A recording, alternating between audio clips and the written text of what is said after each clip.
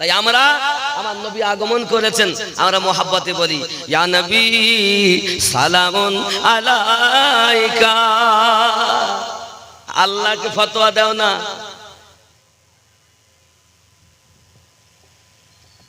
আব্বা রাগ করলে হবে না, বুঝতে হবে, ইশকের বাজার বুঝতে হবে। এ দুনিয়াটা আপনার আমার জন্য হয়নি, আল্লাহ পাক যা কিছু সাজিয়েছেন তার হাবিবের জন্য আজ দুনিয়া সাজিয়েছেন।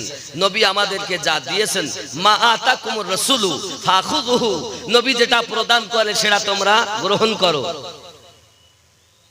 আর নবী যেটা নিষেধ করেন সেটা তোমরা বর্জন করো। জোরে বলেন না সুবহানাল্লাহ। তো কোরআন, তাহলে আল্লাহ পাক নিজেই বলছেন নবী আপনি বলে দিন আল্লাহর ফজল এবং রহমত পেয়ে যেন তারা আনন্দিত হয়। ফজল থেকে কোরআনুল মাজিদ, রহমত থেকে নবী দো জাহান। আবার তাফসীরে এও বলা আছে ফজল থেকে দ্বীন ইসলাম, রহমত থেকে নবী দো জাহান। এও বলা আছে রহমত হলো নবী আর ফজল হলো হযরত মাওলা আলী। জোরে বলেন।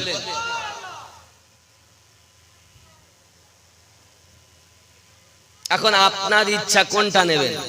আমরা তো আশিকে নবী, আমরা নবী ছাড়া কিছু বুঝি না, তাই বলি মদিনা মদিনা আশিক মুমিনের ঠিকানা। মদিনা মদি বলো না বাবা, মদিনা মদিনা আশিক মুমিনের, আরো জোরে মদিনা মদিনা আশিক মুমিনের। আপনাদের আওয়াজ যদি না হয় তো আমি আগে আর বলবো না, খুব জোরে কইতে হয় মোহাব্বত করে। মদিনা মদিনা আশিক মুমিনের, আরো জোরে মদিনা মদিনা আশিক মুমিনের ঠিকানা। দিদার চেয়ে কাঁদো বাবা, দিদার চেয়ে কাঁদো বাবা, হও না নবীর দিওয়ানা। মদিনা মদিনা আশিক মুমিনের ঠিকানা। সুবহানাল্লাহ। মদিনা মদিনা আশিক মুমিনের ঠিকানা। জালালউদ্দিন সুয়ুতি ৭৫ বার দেখল নবীজি, এতবার দেখার পরও, এতবার দেখার পরও তৃপ্তি তাহার হলো না। মদিনা মদিনা আশিক মুমিনের ঠিকানা। মদিনা মদিনা আশিক মুমিনের ঠিকানা। জোরে বলুন না ইয়া রাসূলুল্লাহ, আরো জোরে মদিনা মদিনা আশিক মুমিনের ঠিকানা। খেয়াল করেন নবীর শ্রেষ্ঠ সাহাবী হযরত আবু বকর সিদ্দিক ভালোবেসে শুইল পাশে, ভালোবেসে শুইল পাশে, গিয়ে দেখো মদিনা মদিনা মদিনা আশিক মুমিনের ঠিকানা। মদিনা মদিনা আশিক মুমিনের ঠিকানা। জোরে বলুন না সুবহানাল্লাহ। সুবহানাল্লাহ। আব্বাসি আমার সোনা মানিকেরা, নবী দো জাহান সাল্লাল্লাহু আলাইহি ওয়াসাল্লাম এই পৃথিবীর জমিনে শ্রেষ্ঠতম মহামানব, এমন মানব নবী পাকের তুলনা হবে না বাবা। কোন দিক থেকে আমরা নবী পাকের মতো? কেউ যদি বলেন নবী জন্ম নিয়েছেন, আমরাও জন্ম নিয়েছি, নবী আমাদের মতো। আমি আপনাকে বলবো আপনি ভুল বলছেন। আপনার যেটা কলেমা, আমার নবী সেটা কলেমা নয়। আমাদের কলেমা লা ইলাহা ইল্লাল্লাহু মুহাম্মাদুর রাসূলুল্লাহ সাল্লাল্লাহু আলাইহি ওয়াসাল্লাম। আর নবী পাকের কলেমা কি ছিল? লা ইলাহা ইল্লাল্লাহ ইন্নী রাসূলুল্লাহ। আল্লাহ ছাড়া কোনো মাবুদ নাই, নিশ্চয় আমি আল্লাহর রাসূল। আমাদের কলেমার মতো নবীর কলেমা, আমাদের নামাজের মতো নবীর নামাজ। আমরা নামাজ পড়ি তো দুনিয়া চিন্তা করি, আর নবী নামাজ পড়ছেন তো কি হালাত হয়ে যাচ্ছে দেখুন।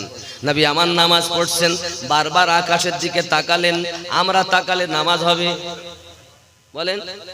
তাই নবী কি আমাদের মতো? আর কেউ যদি বলে আমাদের মতো তো বুঝে নিতে হবে ও গাধার মতো, গাধার থেকেও খারাপ। কারণ গাধাও নবীকে চেনে, গাধাও নবীকে চেনে, কিন্তু উম্মাত হয়ে চিনল না। আফসোস তো এখানে। খালি নামাজ নামাজ করলে হবে না, নামাজের ভাব বুঝতে হবে। আব্বাসি আমার সোনা মানিকেরা, রাসূল পাক সাল্লাল্লাহু আলাইহি ওয়াসাল্লাম আমাদেরকে নামাজি বানানোর জন্য কত কষ্ট করেছেন, কত মার খেয়েছেন, কত আপনার রক্ত ঝরিয়েছেন, আব্বা মাতার ঘাম পায়ে ঝরিয়েছেন, আমার নবী পাকের দেহ মোবারকের রক্ত ঝরিয়েছেন। কেন? আমার উম্মাত নামাজি হয়ে যাবে, আমার উম্মাত নামাজি হয়ে যাবে। এক শ্রেণীর মানুষ আছে তারা বলতে চায় হুজুর আমি নামাজ না পড়লে কি হবে? আমি বেঈমানি করি না, কারোর ফাঁকি দেই না, মিথ্যা কথা বলি না, আমি সঠিকভাবে চলি, আমি খুব ভালো আছি, ওদের থেকে আমি ভালো। এরকম লোক আছে না? আছে না? আল্লাহর নবী মুসা আলাইহিস সালামের কাছে একজন নারী এসে উপস্থিত হয়েছেন। ওগো নবী মুসা, আমি দুনিয়ায় বড় অপরাধ করেছি। কি অপরাধ? আমি জিনা করে ফেলেছি। আর কি? জেনার পাশাপাশি আমি যখন গর্ভবতী হয়ে গেলাম তখন আমি আমার বাচ্চাটাকে কতল করে ফেলেছি। হুজুর এখন আমার বড় গুনাহ, আমার জন্য কি উপায়? হযরত মুসা নবী বললেন, ও জননী মা, সত্যি তো তোমার অপরাধ খুব বড়। আল্লাহর ফেরেশতা জিবরাইল আমিন এলেন, এসে বলতেছেন, ওগো নবী মুসা, জেনা করেছে, বাচ্চা কতল করেছে, তার থেকে বড় অপরাধ আরো আছে। মুসা নবী তখন বলছেন, কি সেই অপরাধ? জিবরাইল ফেরেশতা জানিয়ে দিলেন, ওগো নবী মুসা, সেই অপরাধটা হলো নামাজ কাজা করা। বন্ধুরে, কেউ যদি নামাজ না পড়ে, কেউ যদি নামাজ না পড়ে অপরাধ করে, নামাজ কাজা করে, তাহলে তার শাস্তি হবে এরকম। জিনা করলে যত গুনাহ হয়, বাচ্চা কতল করলে যত গুনাহ হয়, তার থেকে বেশি গুনাহ হবে। এ বেটা আনন্দ করে বলে, আমি নামাজ না পড়লে আমি কারো ফাঁকি দেই না, আমি খুব ভালো মানুষ। এরকম জিনিস নেই আপনাদের কাছে? আরে নামাজ পড়বে তো ইমানদার। ওয়াহাবিদের নামাজ আর সুন্নিদের নামাজ এক নয়। আব্বাজি আমার সোনা মানিক, আল্লাহ পাক আল্লাহ তাআলা তার কোরআন মাজিদের ভিতরে স্পষ্ট করে জানিয়েছেন, তোমরা নামাজ কায়েম করো, তোমরা নামাজ কায়েম করো। এখন নামাজ কাজা আপনার কাজা করা যাবে না, যত শীঘ্র পারেন তওবা করে নামাজি হতে হবে। আল্লাহ আমাদেরকে যেন নামাজি বানায়। জোরে বলুন না আমিন। আল্লাহুম্মা আলা সৈয়দনা মাওলানা মুহাম্মদ ওয়া আলা আলি সৈয়দনা মাওলানা মুহাম্মদ। আমার কথায় রাগ করছেন? আমি তো কোরআন ও হাদিস ছাড়া কিছু বলিনি। আমার কাজ হলো পৌঁছিয়ে দেওয়া। দুনিয়ায় আপনি আমার দুশমন নয়, আপনি আমার কলেমার ভাই। আপনি সঠিকটা বুঝুন, বোঝার চেষ্টা করুন। দল দেখে ভুলবেন না, মোহাব্বত দেখে ভুলবেন। কার দলে কত লোক আছে দেখার দরকার নাই, আমার দেখার দরকার কার অন্তরে কত নবীর প্রেম রয়েছে। আমার দেখার দরকার কার অন্তরে আহলে পাকের মোহাব্বত রয়েছে, কার অন্তরে ওলি আল্লাহর প্রেম রয়েছে। কারণ প্লাস্টিকের ফুল দেখেন, গোলাপ ফুল কত সুন্দর নাকি? আচ্ছা, এই ফুল আপনারা কেউ নিয়ে কি বলবেন ফুল তো ভালো, তা শুকবেন? শুনবেন না। কেন শুনবেন না? এর সুগন্ধ দেওয়ার ক্ষমতা নাই। এ সব ভালো, কিন্তু এ সুগন্ধ দিতে পারে না। তা আপনার দাড়ি, টুপি, দাড়ি, হাব্বা, জুব্বা, নামাজ সব কিছু আছে, কিন্তু আপনার মধ্যে নবীর প্রেম নাই। বোঝা যাচ্ছে আপনার এক পয়সা দাম নাই। কি বলেন? হাফ বড় জুব্বা দেখে হুজুর বলল না, এইখানে যার প্রেম আছে সেই হলো আসল হুজুর। জোরে বলেন। সে আপনি একজন সাধারণ মানুষ হতে পারেন। এই জন্য বলি, আমরা মনে করছি বুখারী শরীফ পড়েছে বড় আলেম, আল ওলামা ওয়ারাসাতুল আম্বিয়া, নাকি আলেমগণ নবীর ওয়ারিস।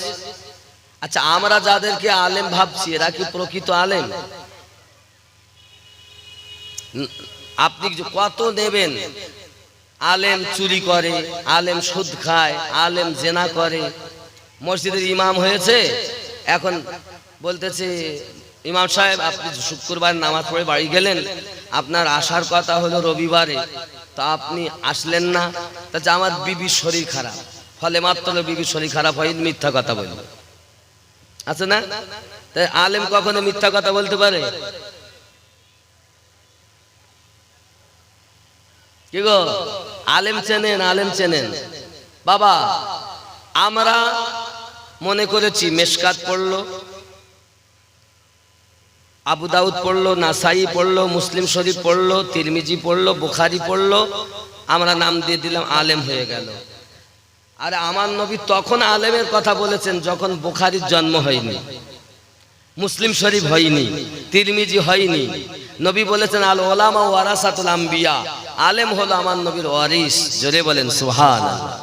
তারা কোন আলেম? আমার নবী বললেন এক আলেমের কথা, আর আপনি সেটা ফিট করে নিলেন নিজের নামে।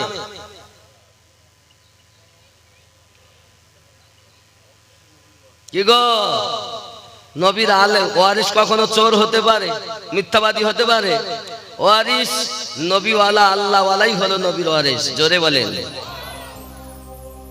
আব্বাজি আমার সোনা মানিক, রাগ করলে হবে না, নবী আমাদের মতো নয়, কোনো মতে আমাদের মতো নয়। যদি বলেন নবী পাকের, কোনো মতে কেন হবে না?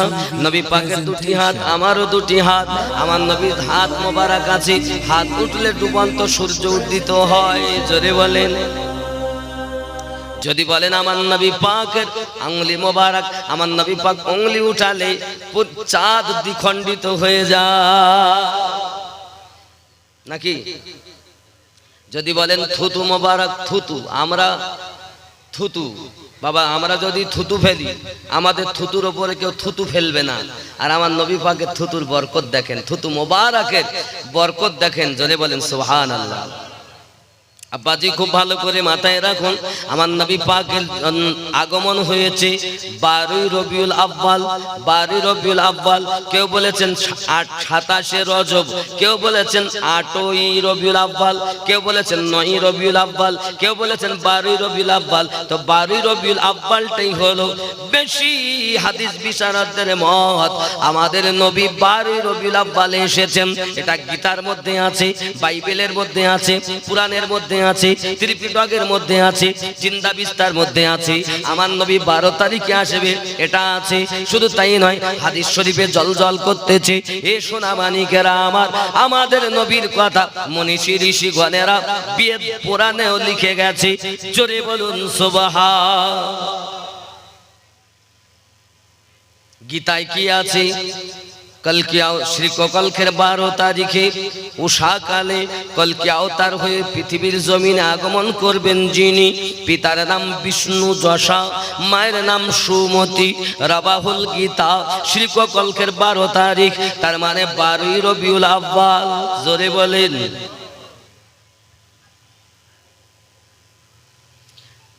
আল্লাহর দাস যিনি হবে সেই হবে আমার নবীর আব্বা। আব্দুল্লাহ আরবিতে নাম, তার বাংলা অর্থ আল্লাহর দাস। বিষ্ণু মানে প্রভু, বিষ্ণু মানে প্রভু, যশা মানে দাস। যে হবে যশার দাস, বিষ্ণুর দাস, সেই হবে আপনার নবীর পিতা। আরবিতে নাম আব্দুল্লাহ, যার বাংলা মানে আল্লাহর দাস। জোরে বলেন সুবহানাল্লাহ। বন্ধুরে আমার, আমার নবী পাক চলে এসেছেন দুনিয়ার জমিনে।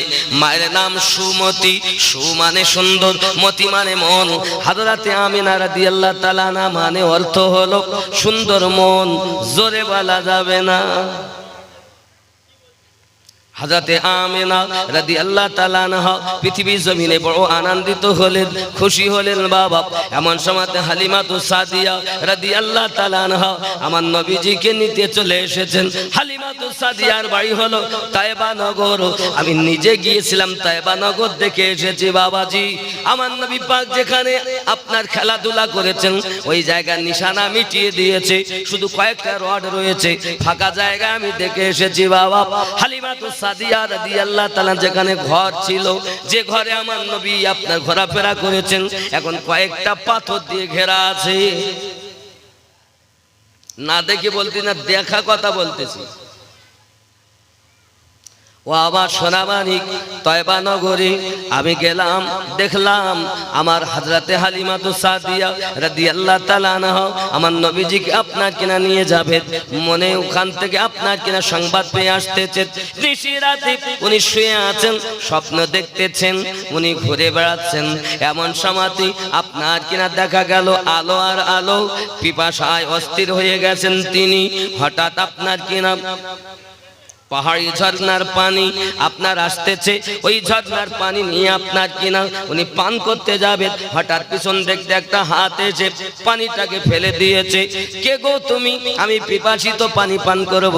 হঠাৎ আওয়াজ আসলো, ও হালিমাতুস সাদিয়া, মক্কায় আল্লাহর হাবিব আগমন করেছেন, ওই হাবিবকে যিনি নিয়ে নেবেন কোলে তার আর কোনো অভাব থাকবে না।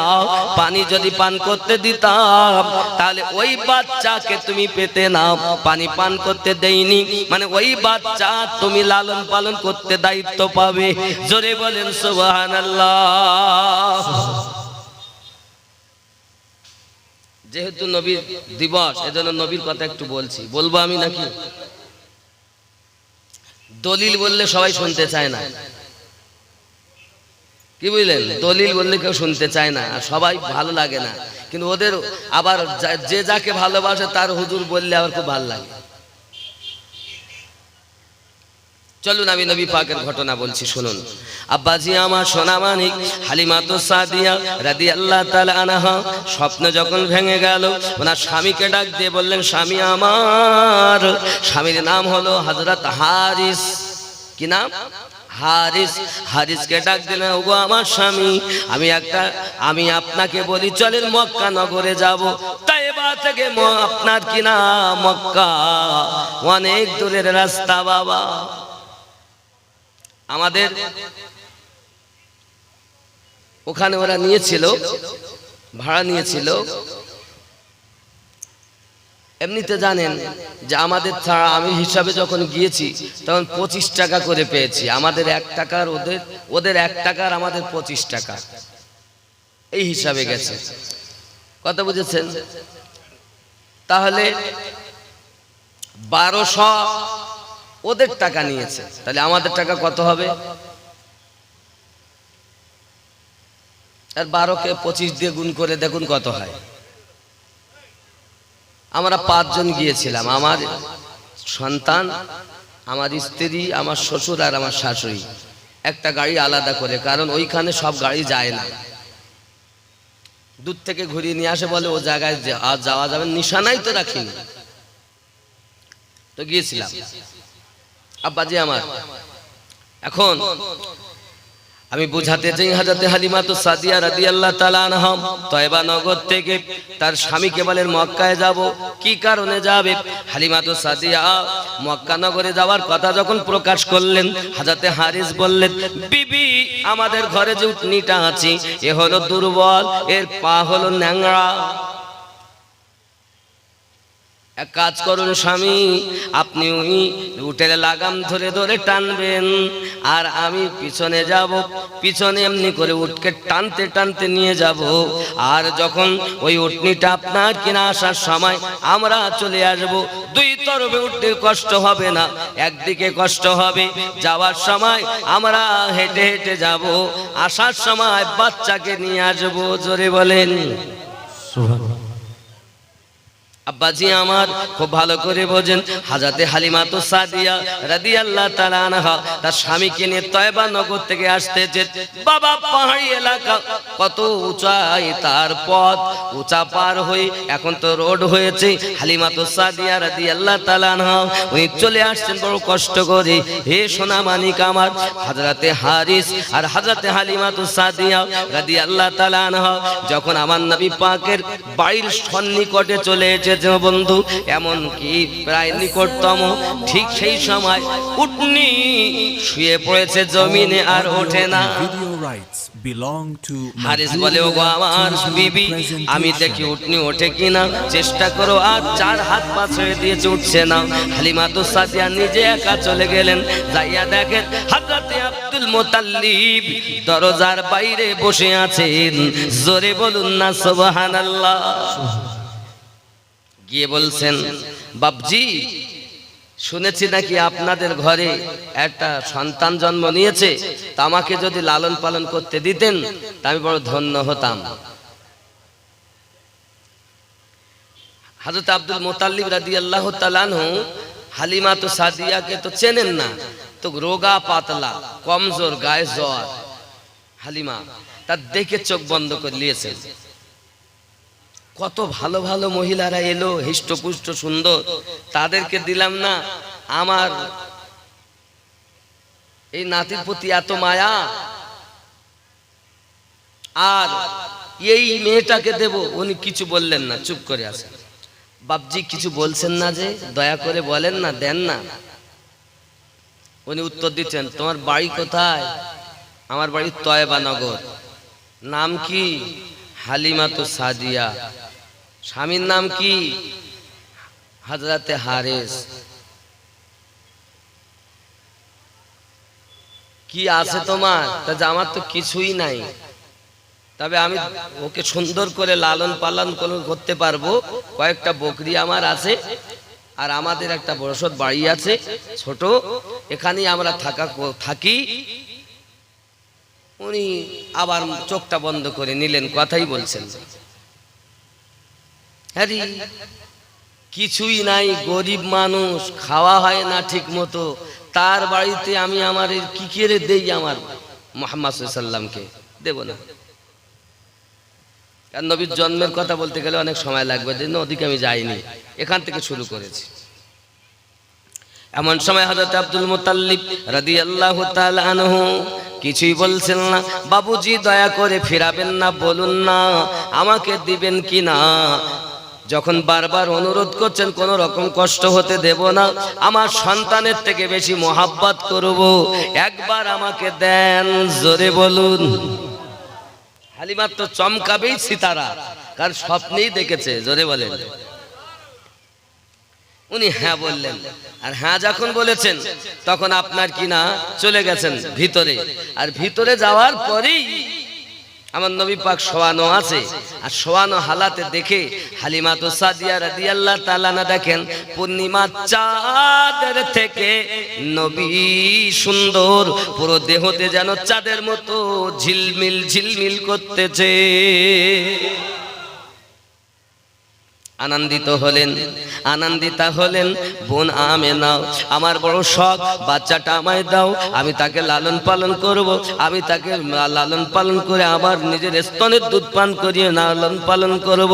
আমেনা বলছেন, হালিমা আমি তোমায় বাচ্চা দিতে পারি, তবে আমার একটা শর্ত, এই বাচ্চাটা যখন আমার পেটে ছিল আমি বড় আসমানি আভার দেখেছি, যেদিকে যেতাম শুধু সালাম সালাম শুনতাম, শুনতে পেতাম, আমার প্রতি শান্তি বর্ষণ হতো। হালিমা এই বাচ্চার কথা কি বলবো তোমায়, ওই বাচ্চা যখন আমার পেটে ছিল আমি যে কাজে গেছি, যেদিকে গেছি সেদিকে বরকতময় বরকত হয়েছে।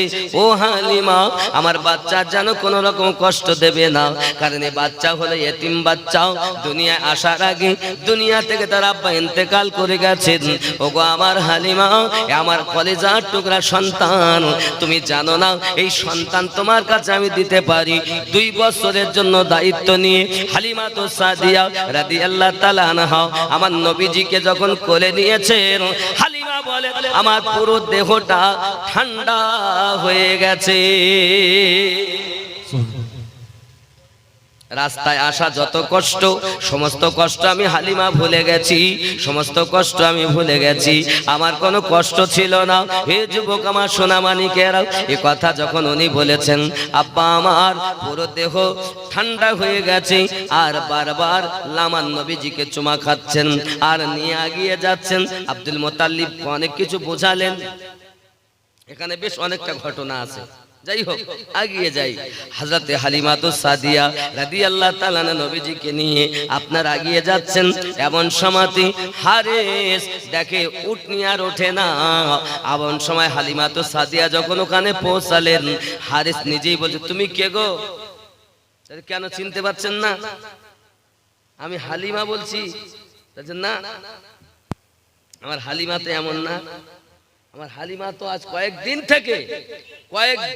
থেকে অসুস্থ, তার রোগ, সে নিজেই জীর্ণ শীর্ণ। তুমি তো সবাল সুন্দর মনে হচ্ছে, গায়ে তেজস্ব। বলছে এই কারণ আপনি বুঝতে পারলেন না, এই বাচ্চাকে যখন থেকে কোলে নিয়েছি আমার পুরো দেহ ঠান্ডা হয়ে গেছে। 6 মাসের জ্বর এই বাচ্চাকে কোলে নেওয়ার সাথে সাথে ভালো হয়ে গেছে। সে নবী আমাদের মতো? কথা বলেন। আপনি বাচ্চা কোলে, আমাকে আপনাকে কোলে নিলে, বাচ্চা নিলে পেশাব আর পায়খানা করে ভিজিয়ে দেয়, আর আমার নবীকে কোলে নেওয়ার সাথে সাথে 6 মাসের রোগ আমার নবীর ওসিলায় আল্লাহ ভালো করে দেয়। কি গো, তার নবী কি আমাদের মতো? আব্বাজি আমার সোনা মানিক, শুধু এতটুকুই নয়, হালিমাতুস সাদিয়া রাদিয়াল্লাহু তাআলা আনহা নবী পাক সাল্লাল্লাহু আলাইহি সাল্লামকে নিয়ে আপনার কিনা যে নিকটে গেছেন, যে উটনি মোটে ওঠে না, ওই উটনি উঠে বসে গেছে। জোরে বলেন। হালিমাতুস সাদিয়া কি হাত দেওয়ার সাথে সাথেই উঠে বসে। আরে হালিমা কি ব্যাপার, তুমি গেলে তা উটনি শুয়ে পড়লো, উঠলো না, আর এখন এই যেই তুমি এসো তো সেই উঠেছে। আমার হালিমাতুস সাদিয়া রাদিয়াল্লাহু তাআলা বলেন, দেরি করব না, তাড়াতাড়ি চলেন, রাস্তা অনেক যেতে হবে। যেই উটের উপরে বসেছেন সঙ্গে সঙ্গে উনি উটটা উঠে দাঁড়িয়ে গেছে। হারেস ওঠার আগে উট দাঁড়িয়ে গেছে। জোরে বলেন। ন্যাংরা উট, পা ভালো হয়ে গেছে, ক্লান্ত উট সবাল হয়ে গেছে। জোরে বলেন। রাগ হচ্ছে আমার কথায়? আমার আপনার নবী সাল্লাল্লাহু আলাইহি ওয়াসাল্লামকে নিয়ে হালিমাতুস সাদিয়া রওনা দিয়েছেন। বাবা যখন টুকটুক করে আগিয়ে যাচ্ছেন, তাকে ডাক দিয়ে যায় আগের মহিলারা, ওগো হালিমা তুমি যাচ্ছে, তখন তোমার উটনি ছিল ন্যাংরা, দুর্বল, এত দূরতে যাও কিভাবে? বলছে আমার কোনো কৃতিত্ব নয়, এই বাচ্চাটাকে যখন থেকে কোলে পেয়েছি আমার জ্বর ভালো হয়ে গেছে, বাচ্চাটাকে যখন থেকে কোলে পেয়েছি এই দুর্বল উটনিটা সবল হয়ে গেছে, ন্যাংরা উটনি ভালো হয়ে গেছে। যুবক এ কথা যখন উনি বলেছেন, বাবা আমার চলে যান, বাচ্চাটার দিকে তারা তাকিয়ে তাদের নয়ন ভরে না, তাদের মন ভরে না, যেন পূর্ণিমার চাঁদ ঝলক মেরে চলে গেল। আব্বা আমার হালিমাতুস সাদিয়া চলেছেন, তারা বলে বাড়ি যাব পরে, আগে হালিমাতুস সাদিয়ার বাড়ি গিয়ে বাচ্চাটাকে দেখব সুন্দর করে, কারণ এত সুন্দর বাচ্চা আমরা জীবনে চোখে দেখিনি। আরো জোরে বলেন সুবহানাল্লাহ। তাই নাকি? চলো গিয়েছেন হালিমাতুস সাদিয়া রাদিয়াল্লাহু তাআলা বাড়ি গেছেন, আর এদিকে মানুষের ভিড় লেগে গেছে। হালিমা কই বাচ্চাটাকে একটু দেখাও না। তো যে আমার নবীজিকে দেখেন সঙ্গে সঙ্গে তার মাথা যদি বেদনা থাকে তা ভালো হয়ে যায়, তার দেহ যদি ক্লান্ত ভাব থাকে ক্লান্ত দূর হয়ে যায়। আমার নবীর চেহারা আল্লাহ কোরআনে বলেন অদ্দুহা, চেহারায় অদ্দুহা দেখে সঙ্গে সঙ্গে ভালো। আরো জোরে বলেন। আব্বাসি আমার সোনা মানিকেরা, হালিমাতুস সাদিয়া রাদিয়াল্লাহু তাআলা না ঘরে এমন করে আপনার কিনা পরিস্থিতি পরিবেশ খুব ভালো চলতেছে আপনার দিন রাত। আব্বা আমার মানুষের হুজুম আর ফুরায় না, সবাই সকালবেলা উঠে বলে ব্যাপার কি, সারা রাত সুগন্ধ পেয়েছি, এত সুগন্ধ কিসের? সুগন্ধ ভালো করে তারা যায় দেখে অন্য কোথাও না, হালিমাতুস সাদিয়ার বাড়ি থেকে সুগন্ধ আসতেছে। জোরে বলেন সুবহানাল্লাহ। আব্বা এদিকে আসছেন হারিস আর হালিমা আমার নবীকে নিয়ে। আর হারিস বলছে বাড়ি যাব, আর বাড়ি যাওয়ার সাথে সাথে বাড়ির পাশে যে একটা খেজুর গাছ আছে, এই খেজুর গাছটা কেটে ফেলবো। কেন কাটবা? তাতে খেজুর ভয় ধরে আর পড়ে যায়, পাকে না। তো শুকনো খেজুর গাছ রেখেও বা লাভ কি, বাড়ি যাব আজ কেটেই ফেলবো। এদিকে হালিমা তো সাদিয়া বলেন ঠিক আছে চলেন আগে। তো বাড়িতে প্রবেশ করার আগে দূর থেকে দেখছেন খেজুর গাছ তলাতে পৌঁছিয়েছেন, খেজুর সব পেকে লাল হয়ে আছে, জোরে বলে টস টস করছে, সব পাকা। আর পাকা পাকা খেজুর ওপর থেকে দুই একটা নিচেও পড়ছেন। হারিস লাফ মেরে যায়, ওই খেজুর তুলে খায় আর বলে হালিমা আজ পর্যন্ত একটা পাকা খেজুর খেতে পেলাম না, এই বাচ্চার বরকতে এই খেজুর গাছের এত সুন্দর খেজুর হয়েছে, জোরে বলে সুবহানাল্লাহ। অসুবিধা হচ্ছে? আব্বাজি আমার সোনা মানিকেরা, হালিমা তো সাদিয়া রাদিয়াল্লাহু তাআলা আনহা বাড়িতে পৌঁছানোর পরে যখন বকরিগুলোর দিকে তাকাইয়া, তাদের বাট ছিল আগে শুকনো, এখন বাটগুলো দুধে ভরপুর হয়ে গেছে, জোরে বলুন। দুধে যখন ভরপুর হয়ে গেছে, হালিমা তো সাদিয়া দরজাটা ঠেলে গিয়েছেন ভিতরে চলে। নিজের একটা বাচ্চা, নাম তার আব্দুল্লাহ। আব্বা আমার ওই বাচ্চাটাকে আপনার কিনা শুয়ে রেখে গিয়েছিলেন। বাচ্চাটাকে, ছোট বাচ্চা, দুধ পান করা বাচ্চা শুয়ে রেখে গেছেন। ওরে আমার সোনা মানিকেরা, শুয়ে যখন রেখে গেছেন, এখন এই বাচ্চাটা জিন্দা না মরা, এই কয়েকদিন হয়ে গেল, আজ প্রায় কমবেশ আমার 7 দিন হয়ে গেল। এই 7 দিনে আমার বাচ্চা কি হালাতে আছে, বাবা আমার ভিতরে ঢুকে দেখতেছি। অনেক দিনের পরও এসেছি, বাচ্চা খুঁজে পাই না। কে বাচ্চার অবস্থাটা দেখি, তার কাছে গিয়ে দেখে তাকে যেন এখনই কেউ দুধ পান করিয়ে চলে গেল, তার মুখে থেকে দুধের পোঁঠা পড়তেছে, জোরে বলেন না সুবহানাল্লাহ। সুবহানাল্লাহ, সুবহানাল্লাহ। হালিমা বলে ব্যাপারটা কি? আমি তো বাড়ি নেই, তো বাচ্চা ঘুমিয়ে আছে, গায়ে হাত দিয়েছে, বাচ্চা চোখ খুলে দিয়েছে, জোরে বলে।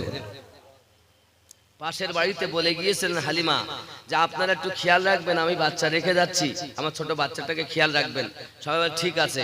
তো বাচ্চা রেখে গেছেন দরজা লাগিয়ে, তো বাচ্চা ওই যে ঘুমিয়েছেন, ঘুমিয়ে আছেন। আজ এতদিন হয়ে গেল বাচ্চা জাগেওনি, কাঁদেওনি। এর জন্য আমরা মনে করেছি মনে হয় তোমার বাচ্চা মারা গেছে, যদি করেন নাউজুবিল্লাহ। কিন্তু আল্লাহ যাকে বাঁচায় তাকে কেউ মারতে পারে?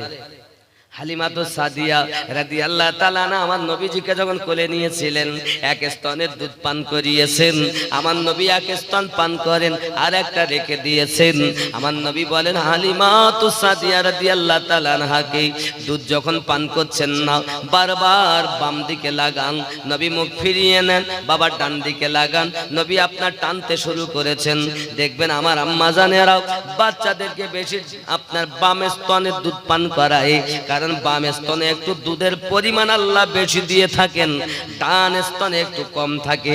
নবী আমার বলেন আমি পছন্দ করলাম তো যেটাতে কম সেটাই হলো আমার, যেটা হলো বেশি সেটা আমার দুধ ভাই।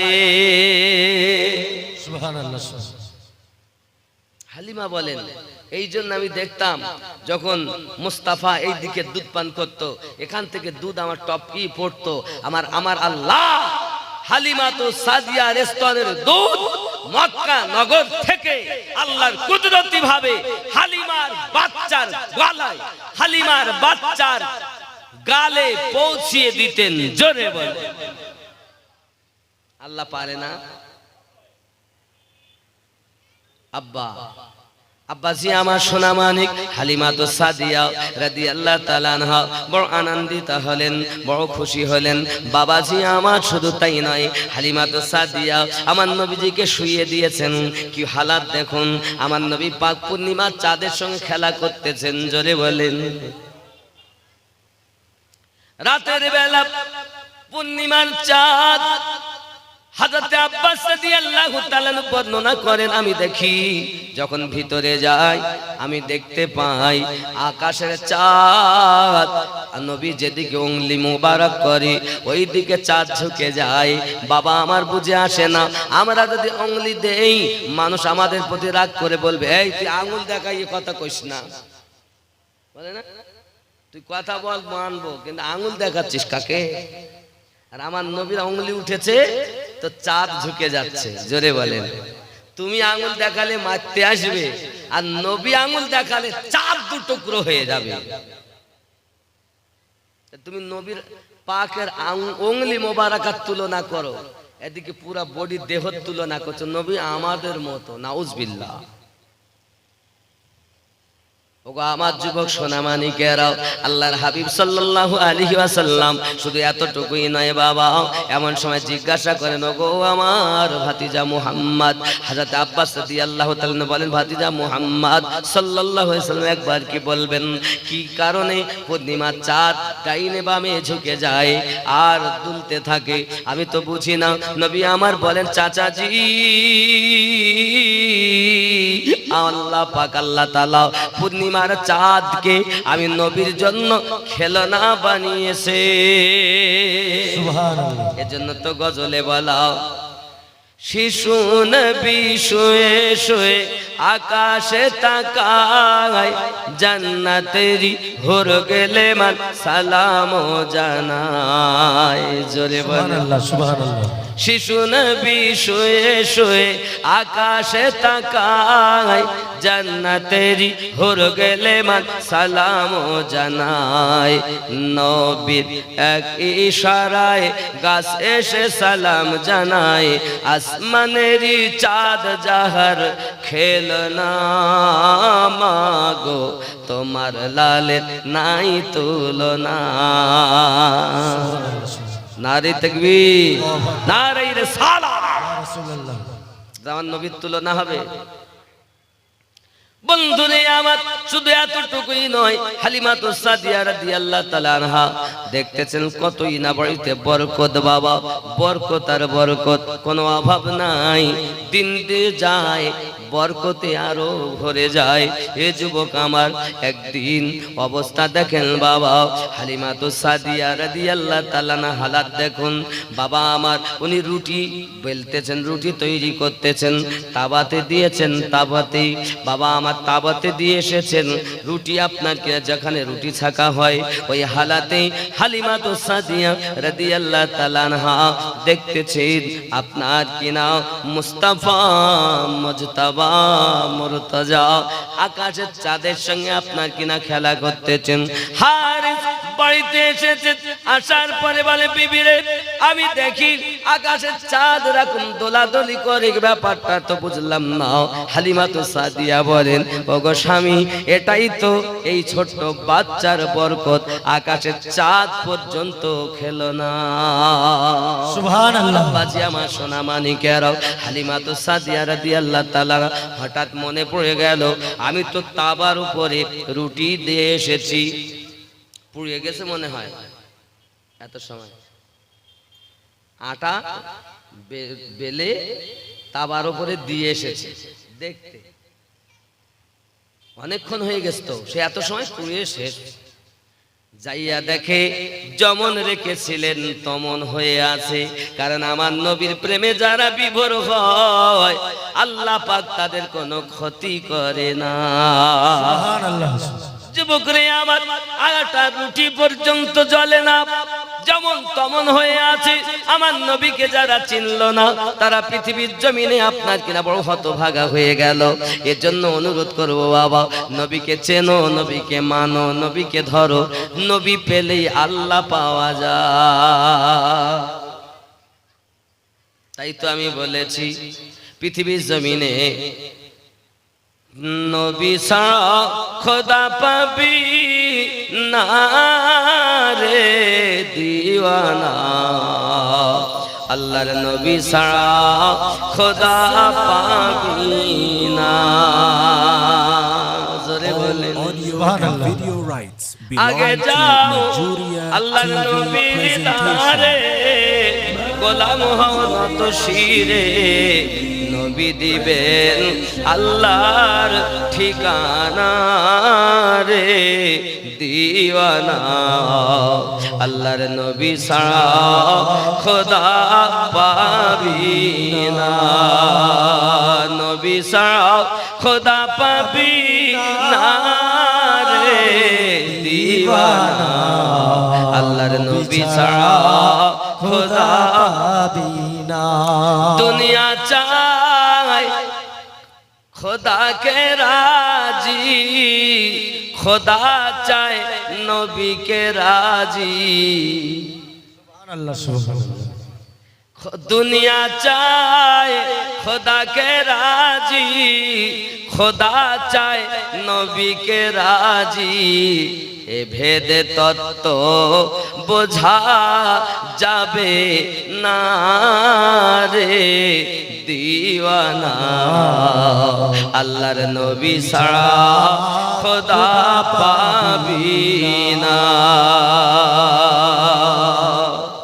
একটু ঘুরিয়ে আল্লাহর ওলি ছাড়া নবী পাবি না রে দিওয়ানা আল্লাহর ওলি ছাড়া নবী পাবি না আগে যাও আল্লাহর ওলির দারে গোলাম হও নত শিরে আগে যাও আল্লাহর ওলির দারে গোলাম হও নত শিরে আল্লাহর ওলি দিবেন নবীর ঠিকানা রে দিওয়ানা আল্লাহর নবী ছাড়া খোদা পাবি না জোরে বলুন না সুবহানাল্লাহ সুবহানাল্লাহ জিবরাইল বলেন নবীর দারে দেখলাম কত পয়গম্বরে আপনার মতো একজন পেলাম না রে দিওয়ানা আল্লাহর নবী ছাড়া খোদা পাবি না জোরে বলুন সুবহানাল্লাহ জিবরাইল বলছেন নবীর মতো নবী আর কেউ নাই আর এরা বলছে আমার নবী আমাদের ভাই বলুন নাউজুবিল্লাহ যে হবে নবীজির গোলাম সেই তো সারা দুনিয়ার ইমাম চমকাবে তোমার নসিব খানা রে দিওয়ানা আল্লাহর নবী ছাড়া খোদা পাবি না যদি বলেন হুজুর কেমন করে নসিব চমকাবে খেয়াল করেন আমার নবী তিনটে মুজিজা বলবো এক জায়গায়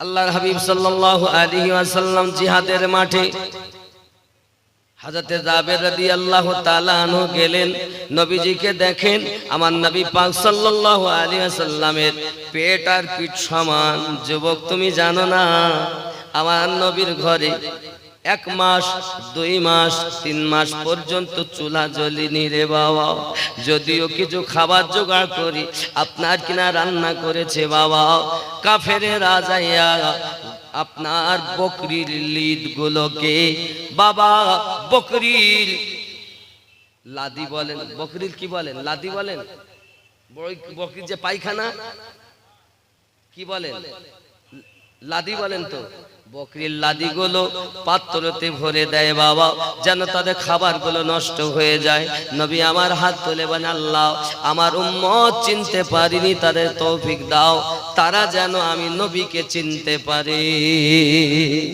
যুবক শুধু এতটুকুই নয় আমার নবী পাক সাল্লাল্লাহু আলাইহি সাল্লাম যে ঘরে বসবাস করতেন বাবা আমিনা রাদিয়াল্লাহু তাআলার ঘর এখন হয়ে গেছে লাইব্রেরি মদিনায় আপনি মক্কাতে গিয়ে দেখবেন বাবা যেখানে খানায় কাবা তার পাশে মাকামে ইব্রাহিম তার পাশে আবে zamzam তার পাশে অপোজিটে আছে সাফা এবং মারওয়া তারপরে আছে হাম্মাম খানা আবু জাহেলের আপনার কিনা ঘর জায়গা যে জায়গাটা হলো পেশাব পায়খানার ঘর বাবা পেশাব করলেও নেকি হয়। আপনি বাড়িতে পেশাব ফিরলে নেকি হবে, পায়খানা ফিরলে, কিন্তু এক জায়গায় পায়খানা ফিরলে নেকি হয়, পেশাব করলেও নেকি হয়। কোথায় বলেন তো?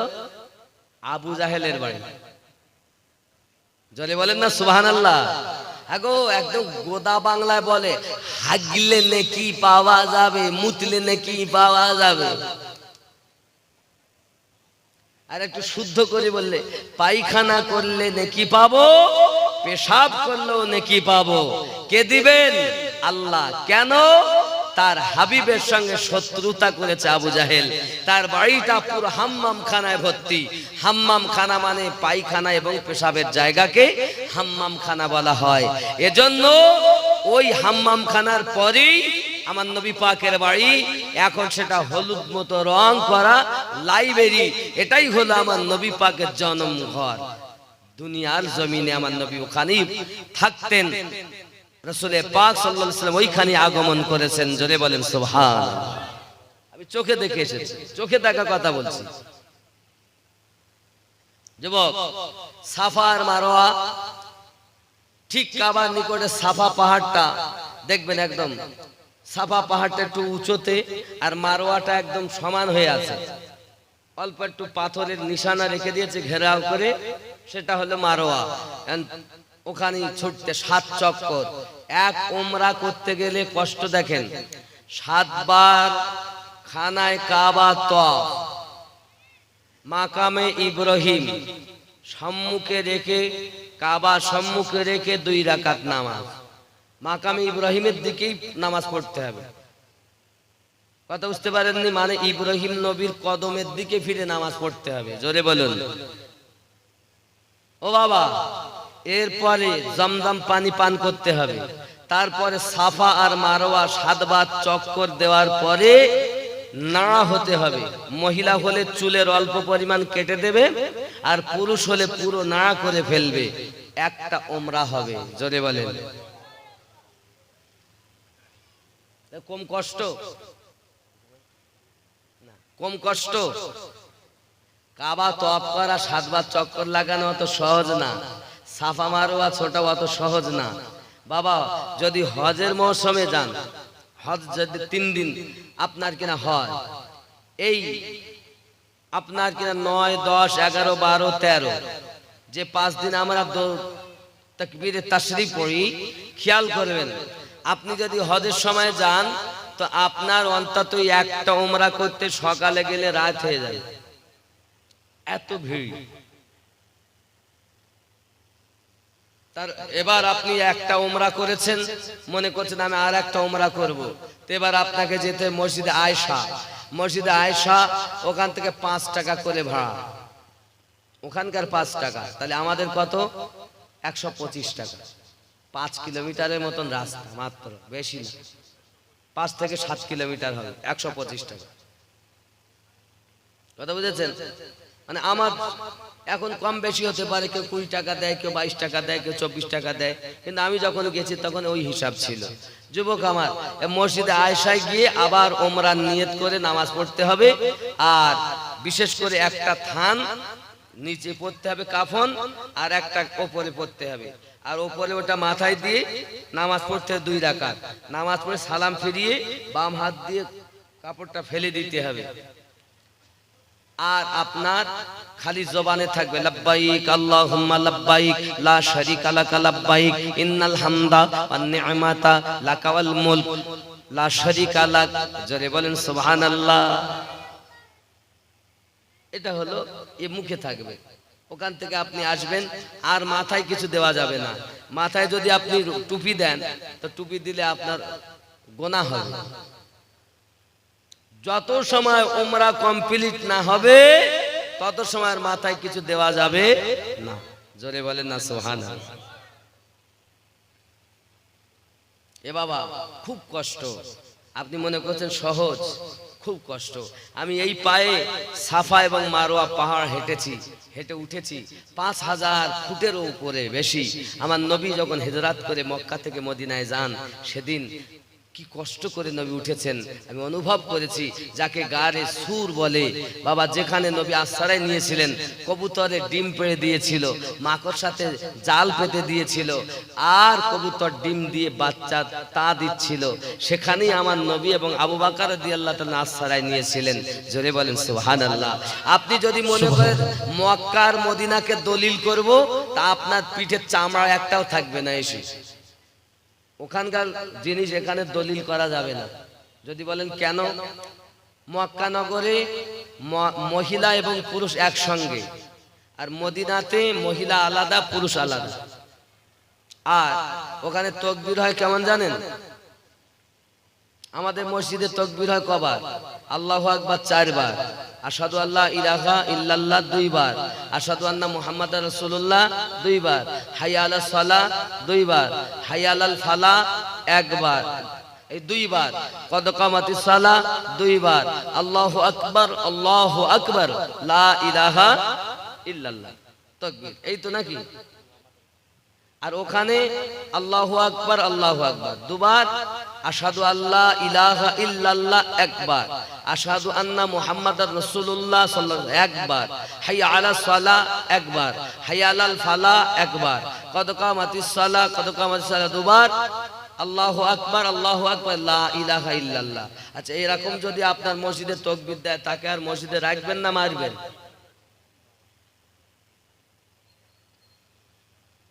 আর ওখান থেকে ফিরে এসেই বলতেছে মক্কা মদিনা আমাদের দলিল। আমার গবেষণার কথা বলছি, ভারত, বাংলাদেশ ও পাকিস্তান যতটা আল্লাহ এবং নবীর, আল্লাহকে ভয় করে, নবীকে ভালোবাসে, এতটা আর অন্য দেশের মানুষ করে না। মক্কার মানুষ তো বেঁচে আছে আল্লাহর ঘরের ওসিলায়, মদিনার মানুষ তো হেফাজতে আছে আমার নবীর ওসিলায়। আমি নিজে চোখে দেখেছি আল্লাহর নবীর মাজারের দিকে পা দিয়ে কোরআন শরীফ পড়তে, খানায় কাবা যেদিক ফিরে নামাজ পড়ি আমরা, কাবার দিকে পা লম্বা করে কোরআন শরীফ পড়তেছে। একটু আগে নামাজ পড়লো, এখন আবার পা লম্বা করে দিয়ে। 4 শ্রেণীর লোক দেখেছি। এক শ্রেণীর লোক হাত এইভাবে বাঁধে বুকের উপরে, আর এক শ্রেণী এরকম করে বাঁধে, আর এক শ্রেণী নাভির নিচে বাঁধে, আর এক শ্রেণী বলছে তোরা যখন ওপরে আর নিচে নিয়ে ঝগড়া করছিস, তো আমরা ওর মোটে বাঁধবই না। বাস্তব চোখে দেখে বলছি। আব্বা আমার তো মক্কা মদিনা আমাদের দলিল নয় বাবা, দলিল হলো কোরআন আর হাদিস। কারণ ওখানকার জিনিস এখানে এসে আপনি বলবেন, ওখানকার আইন এখানে চলবে না। চলবে? ওখানকার আইন এখানে চলবে না। আর আরো একটা জিনিস বলি, ফরজ নামাজ হয়ে যাওয়ার পর সবে দৌড় মারবে, আপনাকে আর নামাজ পড়তেই দিবে না, খুব কষ্ট। কিন্তু আমরা যারা সুন্নি পৌঁছে যাই, আমি প্রত্যেক ওয়াক্তের নামাজ দোহরিয়ে দোহরিয়ে পড়েছি, কারণ ওদের পিছনে আমাদের নামাজ হয় না। কিন্তু 1 রাকাত নামাজ 50,000-এর সওয়াব পাবেন মদিনায়, আর 1 রাকাতে সওয়াব পাবেন মক্কায় 1 লাখ। জোরে বলেন। কারণ ওয়াহাবি হুকুমাত ওখানে, ইমাম পর্যন্ত ওয়াহাবি, এদের পিছনে নামাজ যেহেতু এসেছি, আল্লাহ আনিয়েছেন, আল্লাহর দয়া নবীর মায়া, তাও পড়তে তো হবেই। কিন্তু নামাজ দোহরিয়ে দোহরিয়ে নিয়েছি, কারণ ইমামই আমার পছন্দ নয়। আপনি হয়তো বলবেন হুজুর এত বড় কথা, আরে যাকে তাকে তো আমরা ইমাম মানি না গো। আমরা কোরআন ও হাদিসে যাকে ইমাম পাই তাকে আমরা ইমাম মানি। আর জনগণের বানানো ইমান ও তো ইয়াজিদের দলেও হতে পারে, ও তো নমরুদ ফেরাউনের দলে হতে পারে, তাকে আমরা ইমাম মানি না। বাবা, ইমাম হলো সে, কোরআন ইমাম বলে স্বীকৃতি দিয়েছে যাদের, তাদের সঙ্গে সম্পর্ক রেখেছে যে। কথা বুঝেননি? এই পৃষ্ঠায় গেলে আবার অনেক সময় যাবে, তো এতটুকু বোঝেন, সব ইমাম একরকম নয়।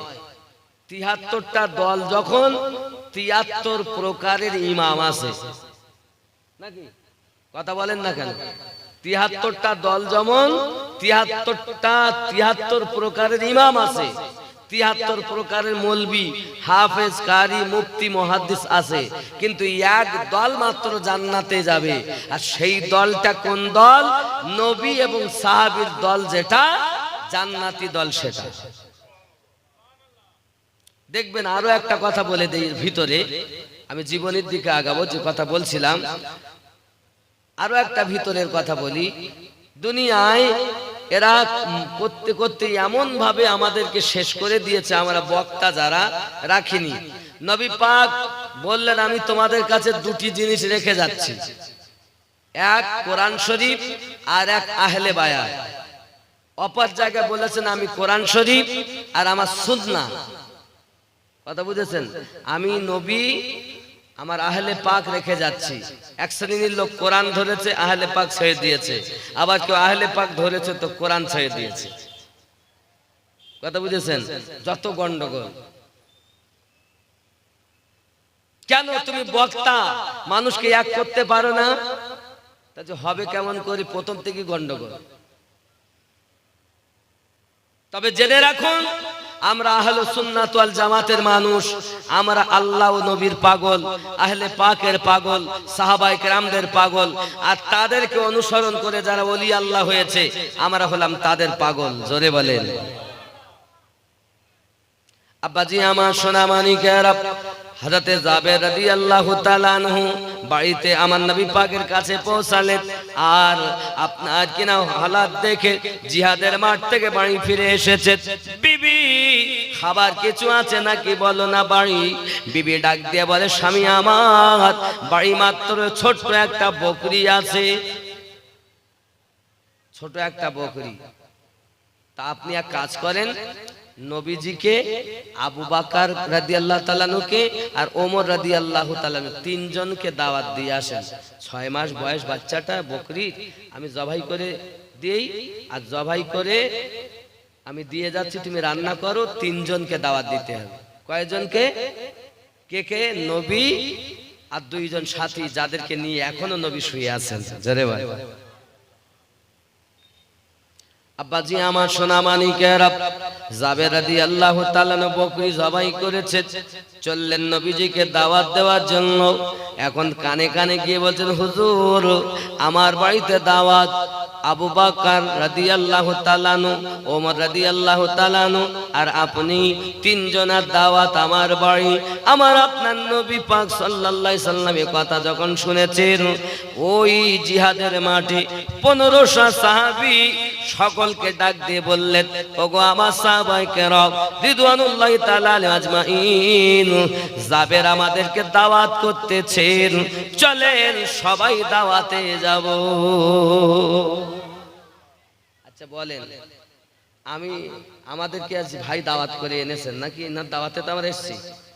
এখন দাওয়াতের আয়োজন করেছেন উনি তিনজনের, আর লোক যদি আসে 1500, কি অবস্থা হবে? হ্যাঁ গো, মনে করেন লোক খাওয়ার আয়োজন করেছেন 30,000-এর, আর লোক যদি 3 লাখ আসে, কি হবে? হবে? বিবি শুনলে রাগ করবে না? হ্যাঁ গো, তুমি করলে ডাকি, মান সম্মান সব শেষ করে দেওয়ার জন্য লেগেছো? আব্বাজি আমার সোনা মানিক, হাদিস শুনুন, হাদিস শুনুন, খুব ভালো করে বুঝুন। আব্বা আমার জাবের রাদিয়াল্লাহু তাআলা আনহু আপনার কিনা চিন্তা করতেছেন, ব্যাপার কি? আমাকে তো তিনজনের দাওয়াত দিতে বলেছেন, তিনজনের বললাম 1500 সাহাবী, কি হবে আমার বাড়িতে, কেমন করে আমি খেতে দেব বাবা? সোনা মানিক চিন্তা করছেন। জাবের চলে গেলেন বাড়ি, বিবিকে ডাক দিয়ে বলছেন, বিবি গো, বিবি দাওয়াত দিলাম তিনজনকে, আসতেছে 1500। সুবহানাল্লাহ। বিবি উত্তর দিচ্ছেন, ওগো আমার স্বামী, আপনি যখন তিনজনের দাওয়াত দিয়েছেন আর 1497 জনকে আপনি দাওয়াত দেননি, নবী দিয়েছেন। 1497 জনকে নবী দিয়েছেন। চিন্তার কারণ নাই, কারণ দুনিয়াতে আমরা তো নবীর সাদকাতে খাই। সুবহানাল্লাহ, সুবহানাল্লাহ। আর আমাদের ঘরের বউ হলে মা লাঠি নিয়ে বলছে, তুমি যাও দিন বাড়ির থেকে, এখানে যাও, আর নাইলে বাড়ি ছেড়ে চলে যেত কি যেত না বলে। আহা, আমার নবী চিনলে না, নবী নাকি ওদের মতন মানুষ। যুবকরে হাদিস শরীফ খুলে দেখা যায় এই 1500 সাহাবায়ে کرام আমার নবীকে দিয়ে 1501, তাহলে 1498 জন, 1500 সাহাবী আছে ওখানে, আর নবীকে দিয়ে 1501 জন, তাহলে 1498 জনকে নবী দাওয়াত দিয়েছেন, আর ওনারা মাত্র 3 জনকে দিয়েছেন। এখন বিবির নিয়ত কত সুন্দর, আরো ভিতরের কথা শুনবেন।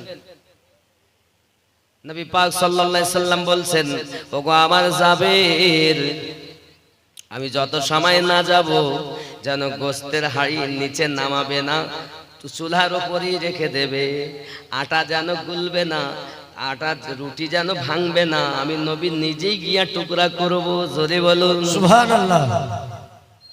বন্ধুরে, আল্লাহর হাবিবের কত পাওয়ার আল্লাহ দিয়েছেন। হযরতে জাবের রাদিয়াল্লাহু তাআলার বাড়িতে আমার নবী পাক পৌঁছালেন, আর সঙ্গে সঙ্গে বলতেন, জাবির কইসে তোমার হাড়ি, যেখানে গোশত পাক হয় এমন সময়তে ভিতরে যাইয়া ওই গোশতের হাড়িতে আমার নবী থুতু মোবারকা দিলেন। জোরে বলুন সুবহানাল্লাহ। বাবা, আমরা থুতু দিলে সেই জায়গায় থুতুকেও ফেলতে চায় না, কারণ আমাদের থুতু হলো দুর্গন্ধ, আর আমাদের নবী থুতু হলো মোবারক। জোরে বলে, এখনো কি নবীকে নিজেদের মতো বলবেন নাকি? আর আমার আম্মা জান, আপনারা ভালো করে শোনেন, আপনারা তো স্বামীর প্রতি বড় নাখোশ হয়ে যান। আমার জননী ওই মহিলা জাবের রাদিয়াল্লাহু তাআলা আনহার বিবি ছিলেন, একজন সাহাবা, একজন সাবি, বড় আবিদা ছিলেন, নেককারিনী ছিলেন। সোনামানিক আমার, পৃথিবীর জমিনে তার বিবি কত নেককারিনী। উনি বলেছিলেন, দাওয়াত যখন নবী দিয়েছেন, ব্যবস্থা নবী করবে। সুবহানাল্লাহ। এই জন্য তো গজলে বলা হয়, রোজি খোদা নে দি হে সুবহানাল্লাহ। খিলাতে হে মুস্তাফা। জোরে বলে সুবহানাল্লাহ। ঠিক না? রোজি খোদা নে দি হে খিলাতে হে মুস্তাফা। রোজি খোদা নে দি হে খিলাতে হে মুস্তাফা। दुनिया है ए खुदा की, चलाते हैं मुस्तफा। नारे तकबीर, नारे रिसालत बोलें, नारे रिसालत, या रसूल अल्लाह, नारे हैदरी, या अली, या अली, नारे तकबीर, अल्लाहु আকবার, नारे रिसाला, या रसूल अल्लाह। পাশাপাশি নারায়ে গৌস, ইয়া গৌস, নারায়ে গৌস, या गौस, নারায়ে খাজা, या ख्वाजा। এলো সুন্নিদের তাকবীর, একদল আলাদের তাকবীর।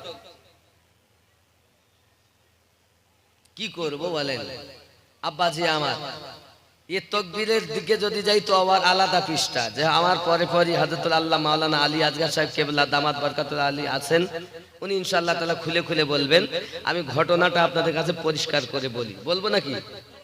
জোরে কোন সুবহানাল্লাহ। সুবহানাল্লাহ। এর নাতটা পরিষ্কার একটু আর একটু বলি। হ্যাঁ, রোজি সুবহানাল্লাহ বলেন, সুবহানাল্লাহ, একটু সুবহানাল্লাহ, জোরে বলেন। সুবহানাল্লাহ। रोजी खुदा ने दी है खिलाते हैं मुस्तफा। रोजी खुदा ने दी है खिलाते हैं मुस्तफा। दुनिया है ए खुदा की, चलाते हैं मुस्तफा। सुभानअल्लाह। पढ़कर दुरूद रात में सो जा बाउज़ू। माशाअल्लाह सुभान अल्लाह पढ़कर दुरूद रात में सो जा बाउदू पढ़कर दुरूद रात में सो जा बाउदू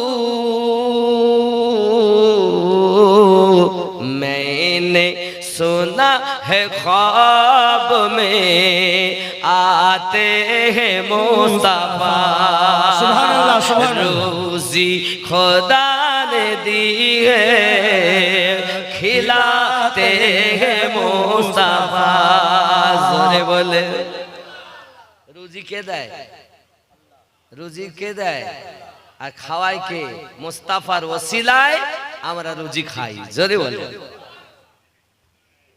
আব্বাজি আমার সোনা মানিক বাবা আমার এমন সময় নবী পাক আমার থুতু মোবারক আটাতে দিলেন রুটি দিয়ে টুকরা আপনার কিনা তৈরি করে টুকরা টুকরা করা হলো ঢেকে দিলেন আমার নবী পাক বললেন গোশত বার করবে সবকে দেবে রুটি নেবে সবকে দেবে জোরে বলুন सुभान अल्लाह 1500 সাহাবী উদার ভর্তি করে রুটি খেয়েছেন বাবা গোশত খেয়েছেন বাবাজি আমার সকলের উদর ভর্তি হয়ে গেছে রুটি কমে না গোশত তো কমতি পড়ে না सुभान अल्लाह सुभान अल्लाह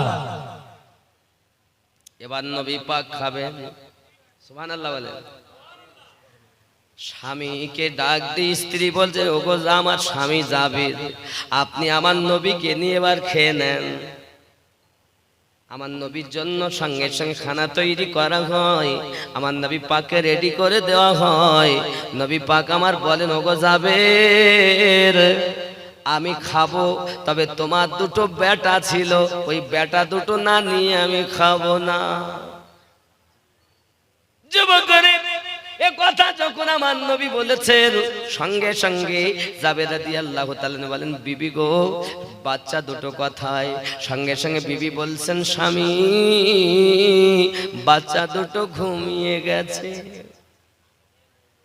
আহা ভিতরে গেলেন নবী গো বাচ্চা দুটো ঘুমিয়ে আছে আবার গেলেন ভিতরে গিয়ে বলছেন বিবি গো নবী তো খাচ্ছেন না বাচ্চা দুটো দরকার সঙ্গে সঙ্গে বিবি ডুকরে কেঁদে উঠেছে স্বামী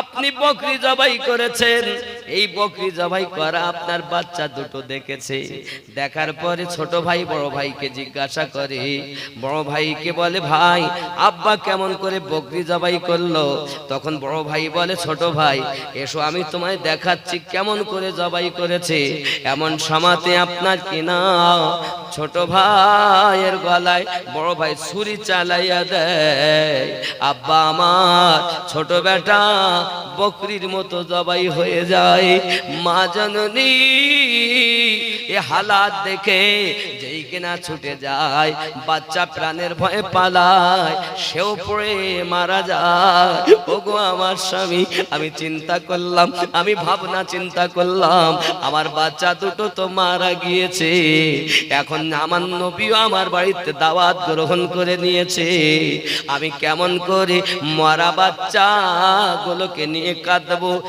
বাচ্চা গেলে বাচ্চা পাওয়া যাবে গো স্বামী নবী গেলে নবী পাওয়া যাবে না সুবহান আল্লাহ মায়ের কত মোহাব্বত যদি করো এরকম ভাবে নবীকে প্রেম করো ওরে আমার যুবক রে নবীকে ভালোবাসো তুই এমন ভালোবাসো যে ভালোবাসা দুনিয়াতেও সাথ দেবে কবরেও সাথ দেবে হাসরেও তোমার আমার সাথ দেবে বিবি বিবি গো কি কথা শোনালে আমায় স্বামী চিন্তা করলাম আমি বাচ্চা দুটো ঘরের ভিতরে কাপড় দিয়ে ঢেকে দিয়েছি তোরা ঘুমিয়ে যা কারণ হাদিস শরীফে আছে সন্তানের থেকে বেশি নবীকে ভালোবাসতে হবে আয় আমার স্বামী গো আমি আমার সন্তান আগে নয় আমার নবী আগে কারণ সন্তান মারা গেছে আল্লাহ দিলে আবার সন্তান দুনিয়ায় আল্লাহ দিলে হবে, কিন্তু আমার দয়াল নবী রাহমাতুল লিল আলামিন আল্লাহ যার প্রতি দরুদ পড়েন ওই নবী যদি নারাজ হইয়া চলে যান আমরা তো বড় অসহায় হয়ে যাব, আমরা তো বিপদে পড়ে যাব। স্বামী আমার না না না, আমার দয়ালকে কষ্ট দেওয়া যাবে না, আমার দয়ালকে কষ্ট দেওয়া যাবে না, হাবিবকে কষ্ট দেওয়া যাবে না।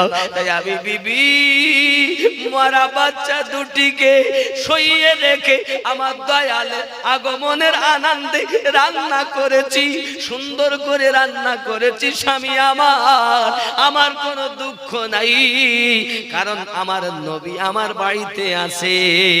সুবহানাল্লাহ সুবহানাল্লাহ। বাবারা, আমার মায়েরা, তোমার বেটা তোমার কবরে যাবে না, তোমার বাপ তোমার কবরে যাবে না, তোমার মা তোমার কবরে যাবে না, তোমার মেয়ে তোমার কবরে যাবে না। কবরে যদি যায় তো দয়াল নবী কবরে যাবে। তাই তো বলেছি মন যদি দিতে হয় নবীকে দিও, ভালো যদি বাসতে হয় নবীকে বাসো। মন যদি দিতে হয় নবীকে, ভালো যদি বাসতে হয় নবীকে বাসো। হায় হায় মন যদি দিতে হয় নবীকে দিও, ভালো যদি বাসতে হয় নবীকে বাসো। আহা সারা জীবন কেঁদেছিলেন এই যে দুনিয়ায়, হায় সারা জীবন কেঁদেছিলেন এই যে দুনিয়ায়, এখনো শুয়ে কাঁদেন সোনার মদিনায়। আহা সারা জীবন কেঁদেছিলেন এই যে দুনিয়ায়, এখনো শুয়ে কাঁদেন সোনার মদিনায়। সেই নবীজির মহাব্বতে, সেই নবীজির মহাব্বতে মিলাদ পড়িও। মন যদি দিতে হয় নবীকে দিও, ভালো যদি বাসতে হয় নবীকে বাসো। আহা জাহান্নামের গেটে নবী দাঁড়িয়ে থাকবেন, আহা চক্ষু মোবারকের পানি ঝরতে থাকিবেন। আহা জাহান্নামের গেটে নবী দাঁড়িয়ে থাকবেন, আহা চক্ষু মোবারকের পানি ঝরতে থাকিবেন। ওরে উম্মতেরি পাগল নবী, উম্মতেরি পাগল নবী মনে রাখিও। মন যদি দিতে হয় নবীকে দিও, ভালো যদি বাসতে হয় নবীকে বাসো। বাবা শুধু এতটুকুই নয়, আহা ফুলসিরাতের পারে নবী দাঁড়িয়ে থাকবেন, কিয়াম করা উম্মতগণকে পার করাবেন। সবাইকে লাই, আহা ফুলসিরাতের পারে নবী দাঁড়িয়ে থাকবেন, আহা কিয়াম করা উম্মতগণকে পার করাবেন। ওগো সেই নবীজির মহাব্বতে, সেই নবীজির মহাব্বতে জুলুস করিও। মন যদি দিতে হয় নবীকে দিও, আহা ভালো যদি বাসতে হয় নবীকে বাসো। জোরে বলুন সুবহানাল্লাহ। আহা হাসরের ময়দানে নবী থাকিবেন সেজদায়, আগা আমার পাগল উম্মত যেন জান্নাত পেয়ে যায়। সুবহানাল্লাহ সুবহানাল্লাহ। ইয়া রাসূলুল্লাহ,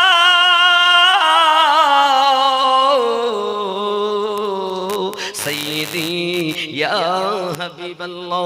আহা হাসরের ময়দানে নবী থাকিবেন সেজদায়, আমার আশিক উম্মত যেন জান্নাত পেয়ে যায়। জানের থেকে বেশি তাকে ভালোবাসিও, মন যদি দিতে হয় নবীকে নবীকে দিও ভালো যদি বাঁচতে হয় নবীকে বাসো সবাই মন যদি দিতে হয় নবীকে দিও ভালো যদি বাঁচতে হয় নবীকে বাসো সুবহানাল্লাহ নারী তাকবীর নারী তাকবীর আল্লাহু আকবার হুজুর আসছেন উঠে দাঁড়ান হুজুর আসছেন নারী তাকবীর নারী রিসালাত ইয়া রাসূলুল্লাহ নারী রিসালাত ইয়া রাসূলুল্লাহ নারায়ে হায়দারি ইয়া হায়দারি নারায়ে হায়দারি ইয়া আলী নারায়ে হায়দারি ইয়া ইয়া আলী বলুন নারায়ে হায়দার মাওলানা আলী আজগার সাহেব কিবলা জিন্দাবাদ নারী তাকবীর নারায়ে রিসালাত ইয়া রাসূলুল্লাহ আপনাদের সামনে মঞ্চে এসেছেন বর্তমান যুগের আলোড়ন সৃষ্টিকারী যিনি কোরআন ও হাদিস বিশারদ মুজাহিদে মিল্লাত সৈয়দ আহমদুল্লাহ পীর কিবলা রাহমাতুল্লাহ এর সুযোগ্য সাহেবজাদা। আমি ইতি করব এখনই বলবো না বসুন বাবা বসুন বসুন এখন সারমর্ম কথা আল্লাহর হাবিব সাল্লাল্লাহু আলাইহি সাল্লাম বাচ্চা দুটোকেও জীবিত করে দিলেন সুবহানাল্লাহ সুবহানাল্লাহ তিনটে মুজিজা ওখানে এক নাম্বার খাদ্যতে থুতু মোবারকা দিলেন বরকত হলো দুই নাম্বার বাচ্চা জীবিত হলো তিন নাম্বার হাড্ডিগুলো এক জায়গায় করে হাত মোবারকা দিয়েছেন বাচ্চা বকরি আবার জীবিত করে দিলেন সুবহানাল্লাহ আর তুমি হাত দিলে কিছু হয় না আর নবী পাক সাল্লাল্লাহু আলাইহি সাল্লাম হাত মোবারকা রাখলে হাড্ডি থেকেও বকরি জিন্দা হয়ে দাঁড়িয়ে যায় সুবহানাল্লাহ নবী কোনো মতেই আমাদের মতো নয় যারা আমাদের মতো বলে তাদের সঙ্গে সম্পর্ক করা যাবে না চলা যাবে না বলা যাবে না ওঠা বসা করা যাবে না যারা চলে তাদের সঙ্গে চলো জামাত কত লম্বা দেখো না আর ডিগ্রি কতটা দেখো না আগে দেখো প্রেম যার নবী তার প্রেম যার জান্নাত তার এজন্য সরকার আলা হযরত আজিমুল বরকতে কথা এক জায়গায় লিখেছেন তুঝসে और जन्नत से क्या मतलब वहां भी दूर हो हम रसूलुल्लाह के जन्नत रसूलुल्लाह की আমি পড়েছিলাম কুল বি ফাদলিল্লাহি ওয়া বি রাহমাতিহি ফাবিযালিকা ফালিয়াফরাহু হুয়া খায়রুম মিম্মা ইয়াজমাউন আরো পড়েছিলাম যে সূরা আপনার মারিয়ামের 15 নম্বর আয়াত ওর মানেটা আমি করে দিয়েছি হাদিস শরীফের মানে করে দিয়েছি আল্লাহ পাক আমাদেরকে যেন সঠিক বুঝ শক্তি দান করেন সবাই বলি আল্লাহুম্মা আমিন সবাই পড়ি আস্তাগফিরুল্লাহ রাব্বি মিন কুল্লি যামবি ওয়া আতুবু ইলাইহি লা ইলাহা ইল্লাল্লাহু মুহাম্মাদুর রাসূলুল্লাহ সাল্লাল্লাহু আলাইহি সাল্লাম আপনারা একটু সালাম দেন আমাকে ওয়া আলাইকুমুস সালাম ওয়া রাহমাতুল্লাহ আমি সালাম দিচ্ছি উত্তর দেন আসসালামু আলাইকুম ওয়া রাহমাতুল্লাহ